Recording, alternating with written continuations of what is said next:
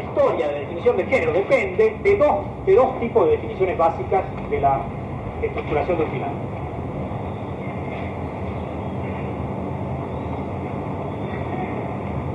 La idea del final subversivo, que organiza la poética del cuento clásico hasta el comienzo del siglo XX, el cuento moderno clásico, digamos, el Poe, Mazán,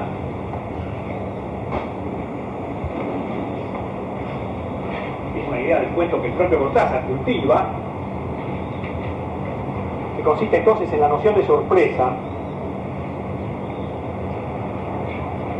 y lo que podríamos llamar el cuento contemporáneo, posterior a Joyce, a cierto tipo de relato realizado por escritores como Joyce o como Catherine Porter o como que tienden a trabajar la idea del final abierto. ¿En qué consistiría esta diferencia? Me parece que para percibir este punto, para plantearnos entonces el problema de que el análisis de la forma y la construcción de un relato supone una definición respecto a cómo termina una historia,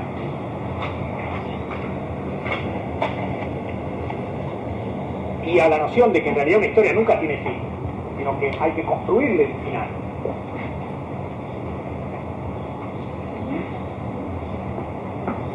Me parece que la forma que tiene el género de resolver este asunto es, como yo les dije al comienzo, contar dos historias en una. Permitir que una historia continúe mientras la otra termina. Este es un poco, me parece a mí, el movimiento que el género utiliza para trabajar los problemas del final. Es decir, en el caso de los cuentos de Cortázar, para poner ese ejemplo, podríamos decir que Cortázar cuenta una historia que no tiene final, una historia cotidiana, estructurada básicamente con una lógica de continuidad en los acontecimientos, en el interior de la cual se cifra un relato que Cortázar llama fantástico, que se va narrando de una manera elíptica, cuyo final es arbitrario, abrupto, inesperado, sorpresivo, inexplicable. Hemos puesto muchos ejemplos de esta estructura. Que Cortázar llame a esta segunda historia fantástica, que tenga la característica de ser una historia cuyo sentido se nos escapa, cuyo sentido no puede ser explicado, por lo menos explicado con la lógica cotidiana de explicación,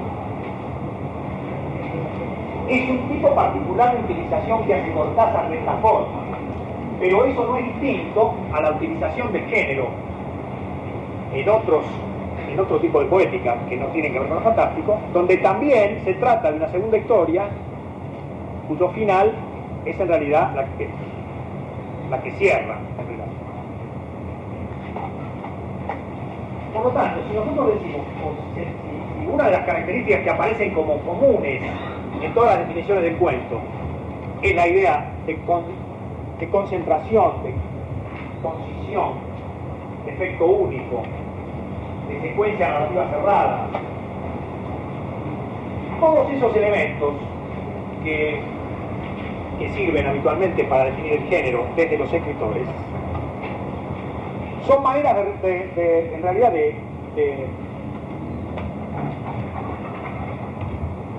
relacionar o de definir el modo en que es contada la historia que funciona como lo que se llama la historia secreta del comienzo del final. Es decir, que lo que funciona de modo elíptico, lo que funciona con una estructura de sobreentendido, no es toda la narración, sino una zona de la narración que se cuenta fragmentariamente. Me parece que este elemento es el punto de partida a partir del cual nosotros podríamos decir que se puede discutir la construcción del recuerdo. No se trata de que hay una zona no narrada, no se trata, digamos, que el cuento tiene un fragmento que no narra, que está sobreentendido, que está elidido, porque la forma breve exige que esa historia esté concentrada, sino que se trata de una historia concreta que aparece fragmentada, elidida, sobreentendida. Quiero decirles que no es una decisión arbitraria la que define el modo en que un narrador maneja lo no narrado, sino que lo que no narra es una historia que ya conoce. Esto es lo que quiero señalar y sobre lo cual quiero insistir. O sea, no es cualquier elemento del relato el que se deja en suspenso, no se narra, ni funciona como un elemento sobreentendido o secreto, sino que es una historia concreta que el escritor conoce y que decide narrar fragmentariamente, elidiendo parte de esa historia y contando solamente momentos muy pequeños. Por ejemplo, en la Puerta Condenada, lo que Cortázar está contando es la historia de un chico que podríamos considerar lo que Cortázar llamaría un fantasma, un chico muerto que llora, fantasma, un chico muerto que llora. La historia de ese chico que llora en ese cuarto y al cual una mujer trata de calmar, ese es el relato.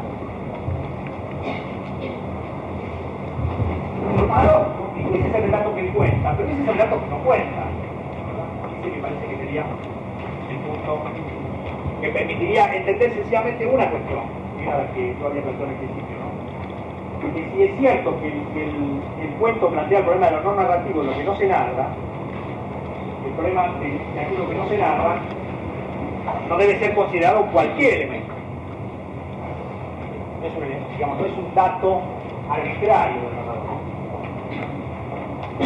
que decide dejar de narrar estos fragmentos de historia, sino que lo que no narra es una historia completa. Esa es, me parece a mí, la paradoja de la forma. Hay una historia completa que se decide no narrar, pero que sin embargo es el tema del relato. Entonces, es a partir de ahí que nosotros hemos desarrollado toda la discusión sobre la construcción. Y por eso quería volver en el final a lo que fue el punto de partida. ¿Cuál sería la conclusión a la que podemos llegar? Que esa historia no narrada aparece en el final.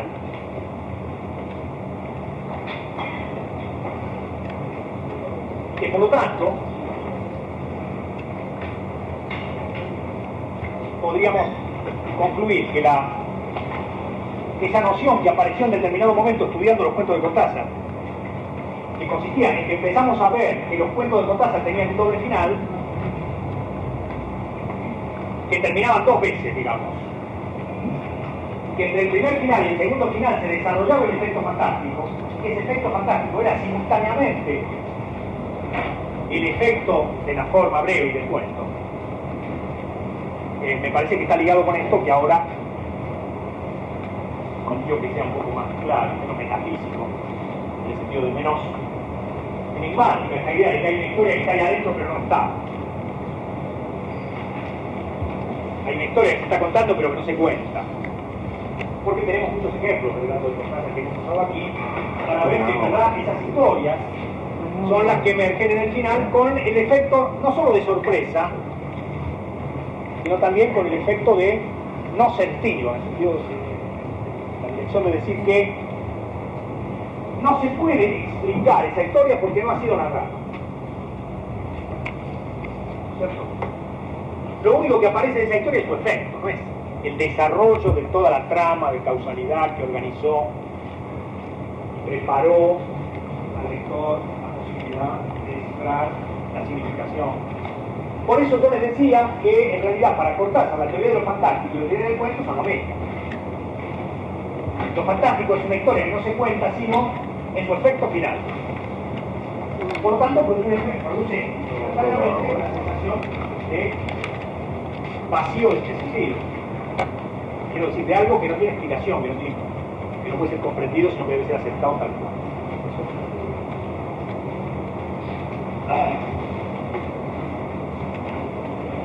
En definitiva, lo que quiero decirles con esto es que la trama de la forma breve se define por lo que excluye.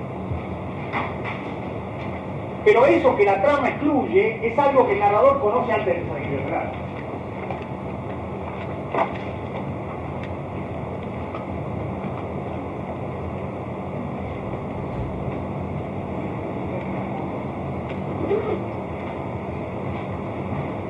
No es cualquier elemento de la trama la que puede ser excluida. Me parece que alrededor de este punto gira todo el debate sobre qué quiere decir concentración, intensidad, efecto único, situación narrativa centrada en una situación. Incluso el concepto de situación como concepto de construcción de anécdota, un relato, un cuento clásico, cuenta una situación.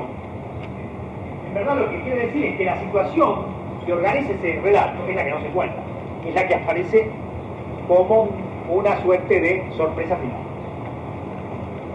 Todo el relato avanza hacia la construcción de esa situación. ¿Cuál es la situación en la puerta condenada? ¿O cuál es la situación en la puerta del cielo? Es lo que se encuentra en el final del relato. Sin embargo, para narrar o en continuidad de los parques, esa situación que emerge en el final ha sido contada con un desvío. Ha sido contada a través de una historia. Por ejemplo, en el caso de la puerta condenada se cuenta la historia de un hombre que tiene un hotel, alquila una pieza, cómo es ese hombre, qué tipo de acontecimientos y actividades realiza en Montevideo. Todo eso para contar la historia de cómo un chico es un fantasma en un hotel. En realidad la situación que se está contando es esa. Pero esa historia no se cuenta, se toma a un personaje y se lo conduce a un hotel sencillamente para que nos lleve hacia esa historia. Por lo tanto, es paradójico que se diga que el cuento trabaja con intensidad y con unidad.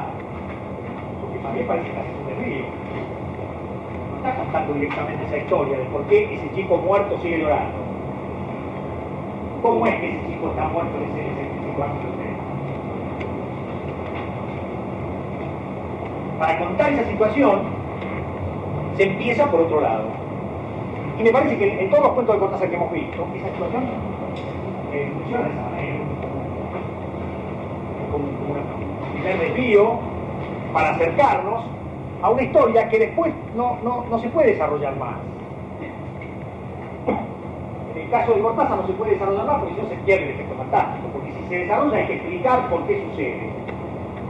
Y se puede usar una explicación psicológica, una explicación científica, una explicación mágica, una explicación que ustedes quieran, pero la explicación no es otra cosa que el desarrollo de una relación de causalidad y de motivación real.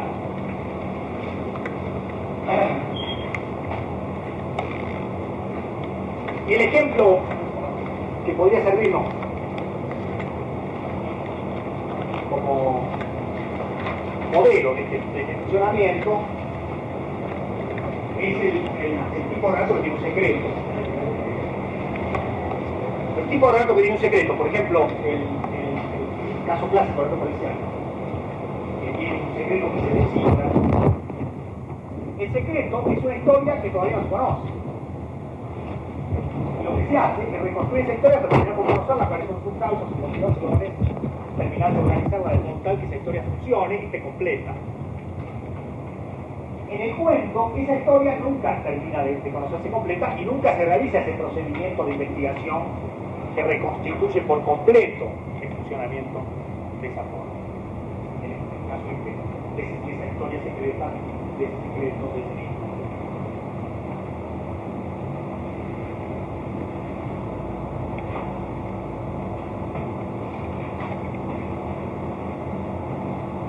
Bueno, esto era entonces una de las cuestiones sobre las que yo quería hacer una especie de síntesis de lo que habíamos nosotros señalado a lo largo del seminario. El otro punto con el que quería señalar alguna cuestión es sobre lo que podemos llamar la historia de la forma. En principio, decíamos, surge como conectada con la experiencia de la oralidad, claro. Y en principio podríamos decir que el cuento es breve porque es oral, como dijimos ya. Y es la situación de la narración oral la que define la brevedad de la forma. Y en el trabajo de Benjamin, que yo les daba la biografía, ¿qué se puede retener del relato? Y la relación entre narración oral y memoria. Y entre narración oral y transmisión de experiencia. Tiene mucho que ver entonces con la definición y la estructuración de la forma. Incluso con algunos de los elementos que definen lo que podríamos llamar las cualidades del cuento. Cierto tipo de rasgos en la narración que tienden a fijar en la memoria cierto tipo de elementos que permiten mantener el suspenso, la tensión, hasta el efecto final. Por ejemplo, en el caso del cuento de Cortázar que estamos usando, la idea de lo que está sucediendo del otro lado. Es decir, la imagen del ropero que tapa la puerta y la posibilidad de correr ese ropero y ver esa puerta y el espacio que hay del otro lado, como el espacio donde sucede la historia, tiene esa característica de imagen visual fuerte, de división espacial, no solo anecdótica, digamos así, que ayuda, existe para que la forma actúe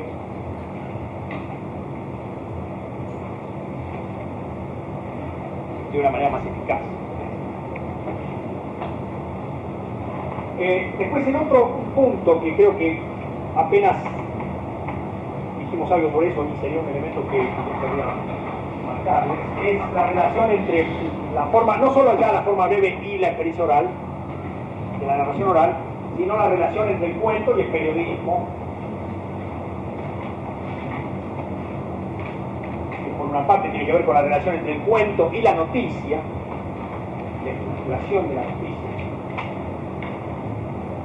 Y por otro lado tiene que ver con cierto tipo de registro y de exigencia externa a la narración, como es a menudo la cantidad de palabras que los cuentistas clásicos, no solo los cuentistas clásicos, tenían a su disposición para escribir las historias.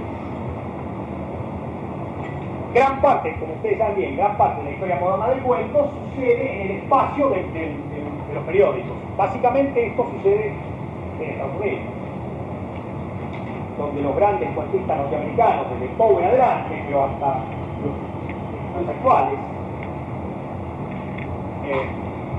han ganado dinero escribiendo cuentos para los periódicos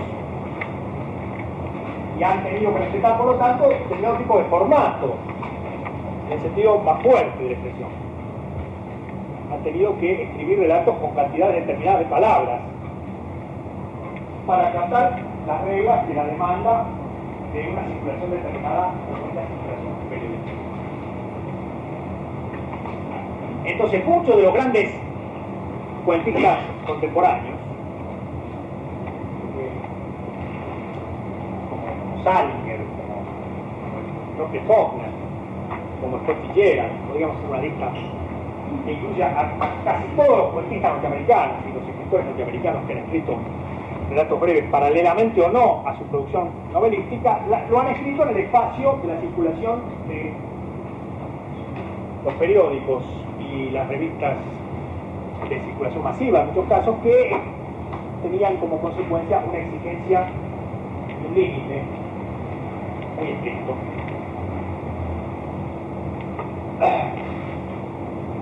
Me parece entonces que, por un lado, existe como una suerte de historia de la autonomía de la forma, algunos de estos rasgos que nosotros queríamos marcar como los rasgos de esta posibilidad de definir la construcción.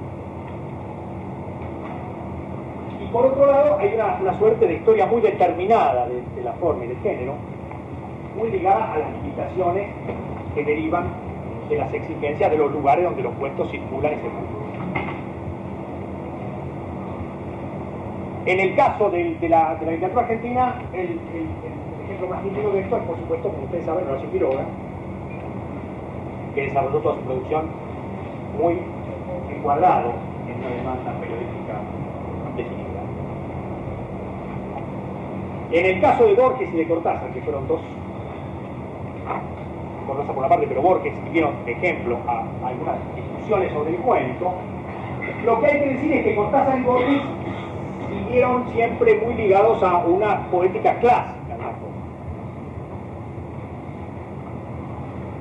En el caso de Cortázar muy claramente, y también en el caso de Borges funciona esta noción de cuento con final cerrado, con final imprevisto, con efectos.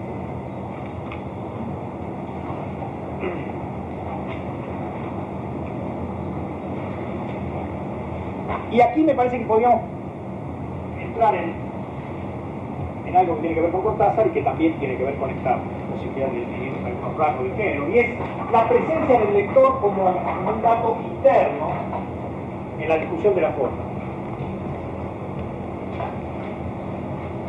Como nosotros vimos al leer algunas de las poéticas del cuento,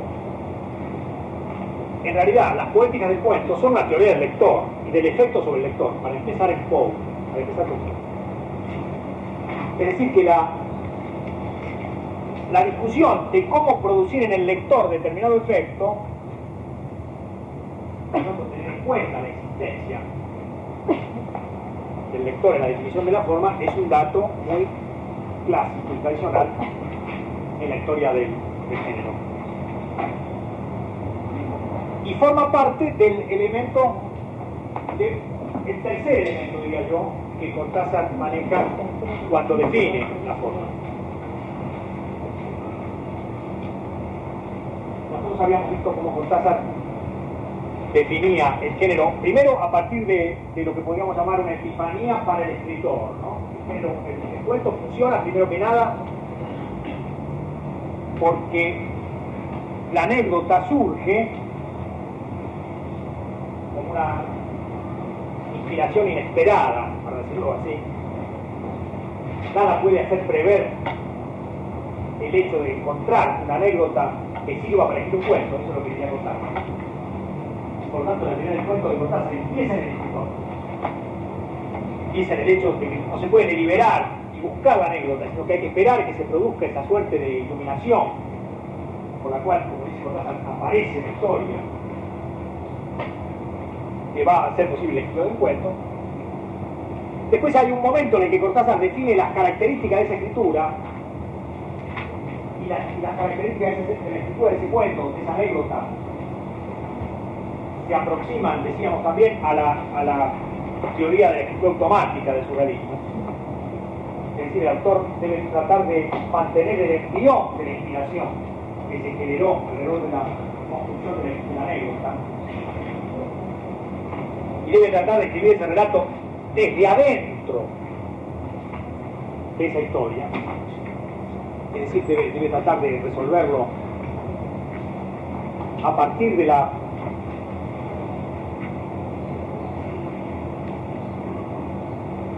misma epifanía que lo genera, digamos, tratando de no distanciarse entre lo que es el sentimiento que genera esa historia y la narración de esa historia.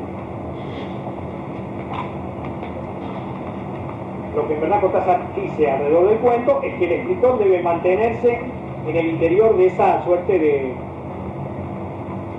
no sé cómo llamarlo, inspiración, clima, como se llama a veces, que surge de la propia historia y de la propia anécdota que va a generar el relato. El tercer elemento, sobre el que nosotros no desarrollamos ninguno de los aspectos que aparecen ahí, el tercer elemento que Cortázar utiliza para definir el género es el efecto que produce en el lector.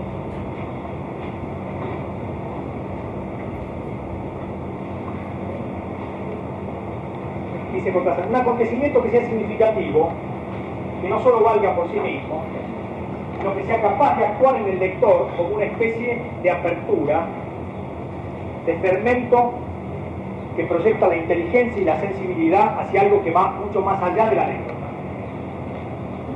En distintos lugares, Cortázar insiste sobre el hecho de que el cuento por un lado, produce un efecto de concentración y de síntesis, basado en esta suerte de catarsis, por la cual el escritor entra en el universo de la anécdota y lo cuenta desde ahí. Y sobre este elemento nosotros discutíamos el lugar del narrador en esta manera de contar el cuento desde afuera, pero al mismo tiempo desde el interior de la historia. Y a esto tenemos que agregarle esta noción de que, sin embargo, el cuento solamente se cierra y funciona cuando aparece esa figura que está del otro lado de la historia, que es esta figura entonces de lo que conocemos al lector, a quien esa historia tan cerrada le funciona con una apertura, funciona con una puerta que da lugar a un acceso a una percepción de la realidad determinada, etc. Entonces yo quería señalar dos cosas. Una es que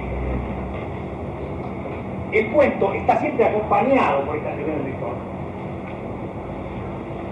En el caso de Cortázar, de un modo muy definido.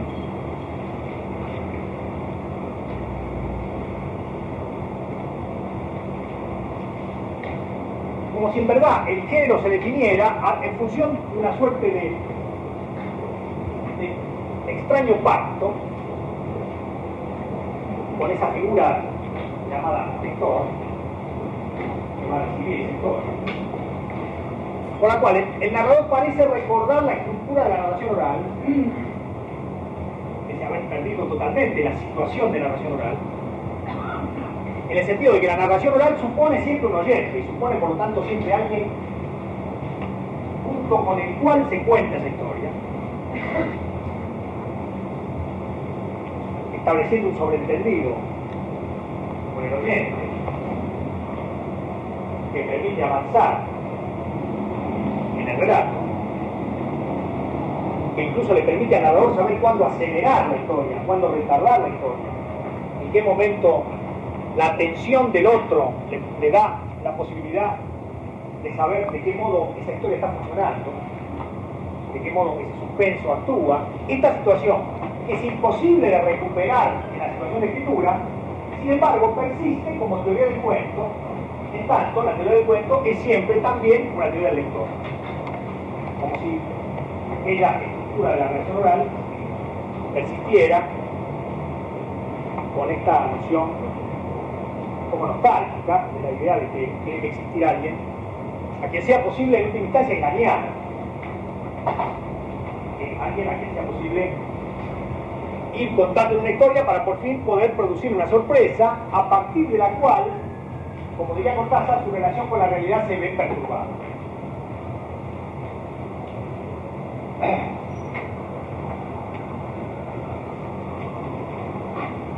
En este sentido hay que decir que, por supuesto, la teoría que tiene Cortázar del efecto del cuento es un poco optimista. Del mismo modo, su teoría del fantástico, que casi es común. En el sentido de que el cuento o la literatura fantástica le permitiría al autor producir en el lector un efecto de desacomodamiento en relación con la realidad.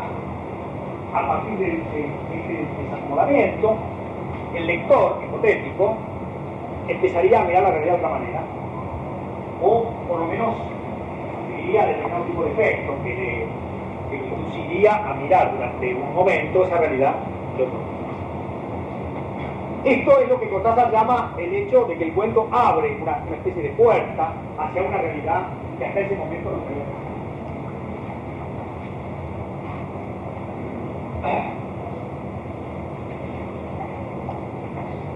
Entonces lo interesante,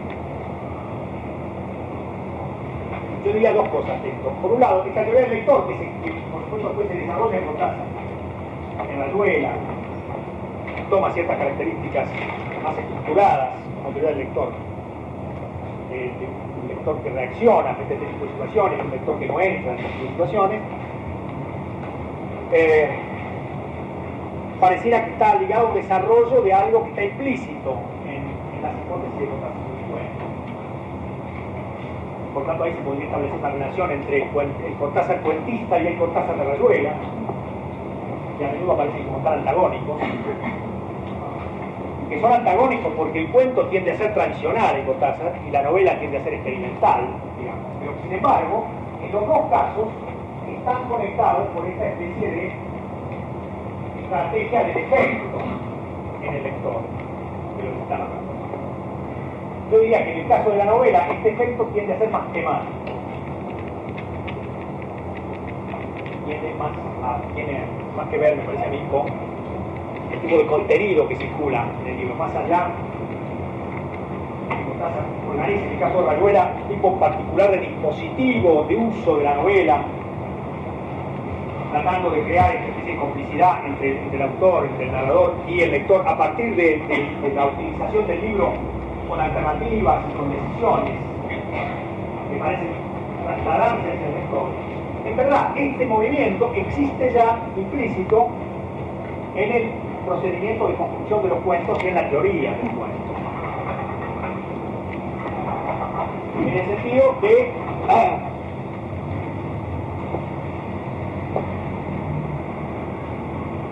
el efecto actúa por afuera de la obra, el efecto es externo al final, o sea, sigue después del final.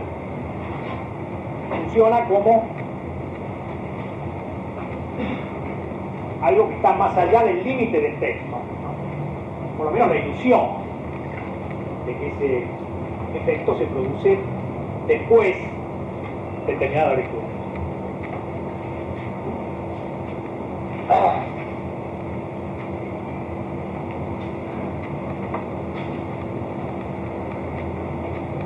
Entonces, por una parte, esto otra vez vuelve a unir la teoría del cuento con la teoría del fantástico.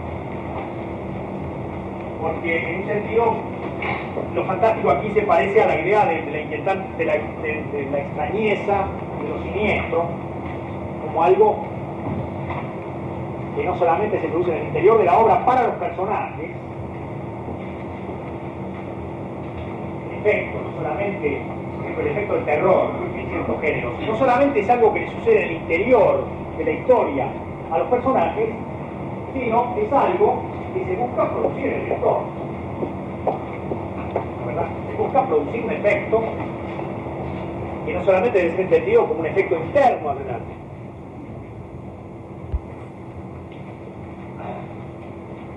Lo que quiero decir con esto es que quizá no se trate tanto de una manera de pensar en el lector como figura real, sino de una propiedad de la forma breve que exige la presencia de alguien que reconstruye esa historia mientras la lee,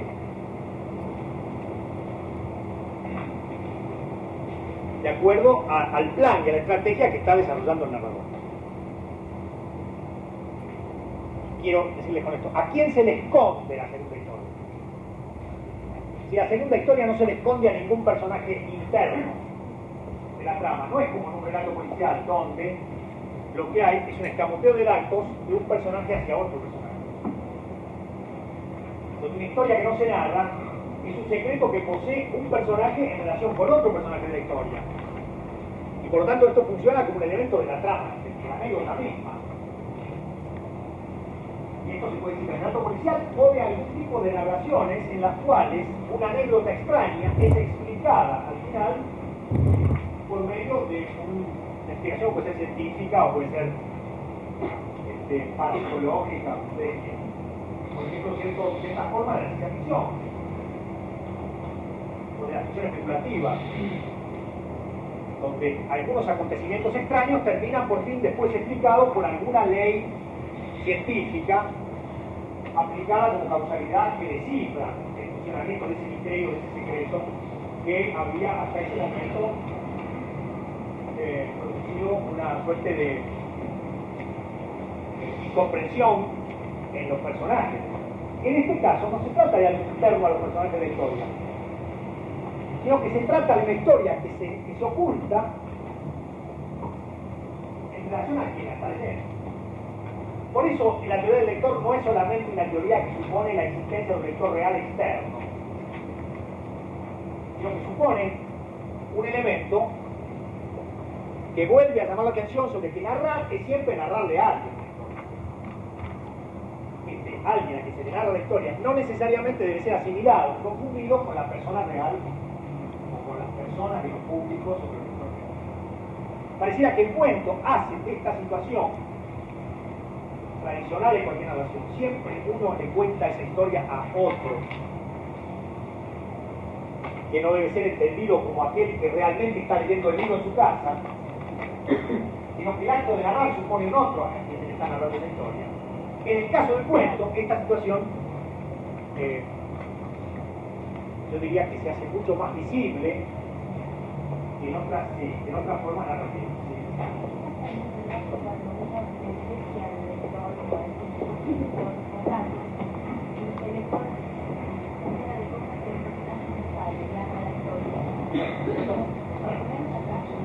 Por supuesto que después había como yo lo que estoy diciendo es aquí, es como una síntesis de una serie de relatos que nosotros vimos y de posibilidades que vimos, en el caso de Cortázar, que no son sino variantes de algún tipo de forma, vamos a llamarla así, que yo llamaría una forma básica.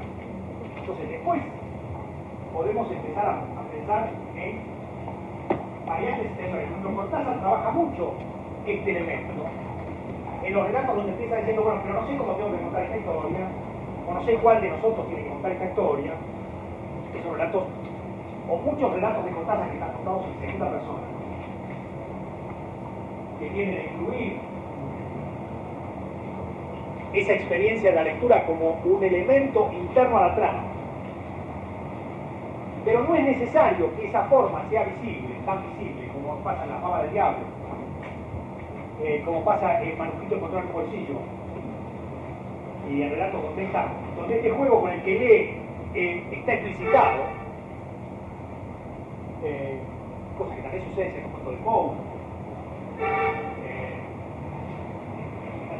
Corazón del Actor, que está ya desde el origen, sino que también funciona en esos cuentos que nosotros consideramos los cuentos básicos de Cortázar, esos cuentos neutros en una tercera situada, que no parecen obedecer a ningún registro que altere una fórmula clásica de narración distanciada de un acontecimiento definido, en el que sin embargo la presencia del otro a quien la historia se narra está implícita en el modo en que se está escamoteando la historia. Por lo tanto, la noción de sorpresa, la noción de efecto, que está en el origen de la poética del cuento de Poe, o quiero decir que está en el origen de la definición misma de género, supone la teoría del lector.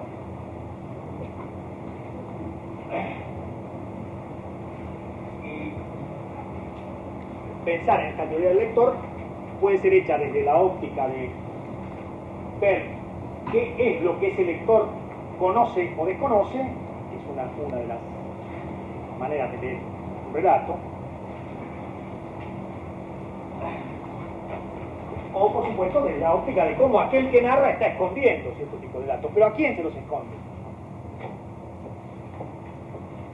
Entonces, la pregunta de a quién le esconde el narrador los datos puede abrir camino a toda una gran tradición, vuelvo a decir, donde el acontecimiento de los datos escondidos forman parte de la historia, no necesariamente los cuentos policiales, sino también los cuentos o los relatos de media distancia, formas breves, intermedias, cuentos, novelas, cuyo ejemplo más nítido es Henry James. Nosotros también estamos, en este origen oral de toda escritura. No sé si de toda escritura, pero por lo menos en el caso de la narración. La narración de un cuento, siempre la narración de alguien que está narrando a alguien para que ese otro alguien haga algo con eso que le cuenta. Por lo menos uno puede decir que si seguimos la hipótesis de Benjamin y si seguimos una hipótesis sobre lo que podríamos considerar la prehistoria de la forma, tenemos que pensar en esa estructuración de un relato oral que le he contado antes. Por supuesto, como ustedes saben bien, en la situación de un relato escrito, ese acontecimiento ha quedado completamente borrado y lo que podemos llamar el marco o la situación de la cual se desarrolla el relato está absolutamente cifrada. Sin embargo, cuento sostiene esta tensión. Supone siempre, lo podemos llamar una estrategia, un pacto, con el tipo de terminología que ustedes quieran usar, entre dos.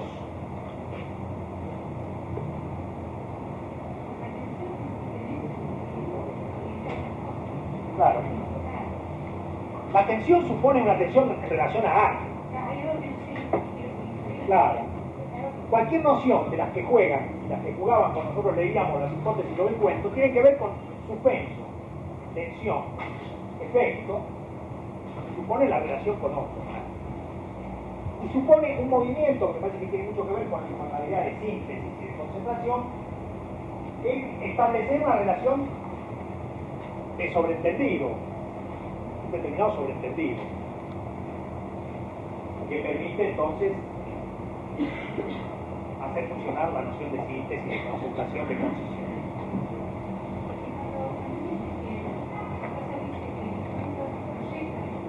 Sí. Sí.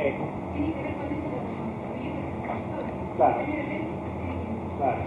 Pero ahí Cortázar no solamente dice que en verdad lo que se produce es la reconstrucción de la segunda historia, una reconstrucción que como no tiene elementos el lector, ninguno de nosotros, porque la historia no ha sido narrada, no hace sino producir un efecto de estupefacción, de no sentido, de sentido de no explicación. Y después de producido ese efecto, digamos, lo que Cortázar insinúa es que en verdad se produciría, digamos, un segundo efecto, como se llama así, que tendría que ver con la relación de ese sujeto con lo real. Cortázar dice, bueno, lo que pasa después es que la realidad empieza a ser vista de otra manera, que sería una especie de hipótesis muy conectada con las nociones de extrañamiento, de ostranemie, de desautomatización, de desacomodamiento respecto a cierto tipo de estructuración cotidiana. Y ahí aparecerían ciertos elementos que en principio podríamos llamar ideológicos, de noción de la realidad, noción de lo fantástico. Es lo que en un sentido, porque por supuesto que acá lo que nosotros decimos es lo que Cortázar dice que es el género, ¿no? Pues hay que ver si esta noción es realmente una noción que nosotros podemos considerar pertinente para definir género. Con esto lo que quiero decir es que, por supuesto, el lector está cada vez más adiestrado. Si uno tiene que decir por qué la historia del cuento cambia, o la historia de cualquier forma cambia, uno de los motivos por los cuales las formas cambian es porque ese efecto, en un momento determinado, funciona.